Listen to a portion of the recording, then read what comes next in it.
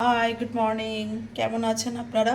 কালকে গেল কেরকম আপনাদের? আমার ভীষণ ভালো গেছে। কাজ করেছি সারাদিন, তারপরে মেহেন্দি পড়েছি, এই দেখুন। কিন্তু আজকে আমি একটু রেগে গিয়ে এসেছি আপনাদের সামনে।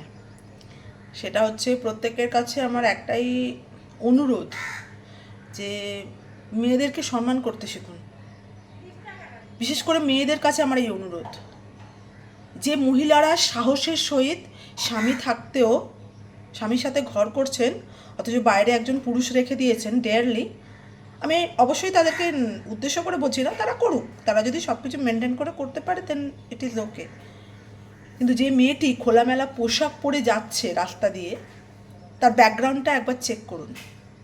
আমি খোলামেলা পোশাক পরে রাস্তায় বেরোই না, বাট আমি পছন্দ করি যদি কোনো মেয়েরা, অবশ্যই ইয়াঙ্গার মেয়েরা এবং আমার মতন বয়স্ক মহিলারাও পড়ছেন, আমি তাদেরকে স্যালুট করি। কেউ যদি আমার সামনে তাদেরকে কটাক্ষ করে, আমি চেষ্টা করি যতদূর সম্ভব আমি তাদেরকে বোঝানোর। কেননা পোশাক পরিচ্ছদ দিয়ে মানুষকে জাজ করা বন্ধ করুন, অনুগ্রহ করে বন্ধ করুন। অনেক হয়ে গেল।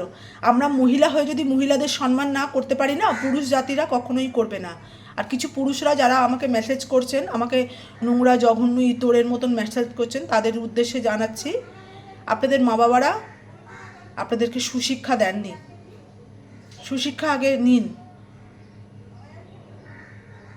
আর মহিলাদের জন্য বলবো, যে মহিলারা একটু খোলামেলা পোশাক পরছে, তাদের ব্যাকগ্রাউন্ড চেক করুন। তারা হয়তো বিশাল শিক্ষিত, বিশাল মানের শিক্ষিত, আমরা তাদের ধারে পাশে যাই না।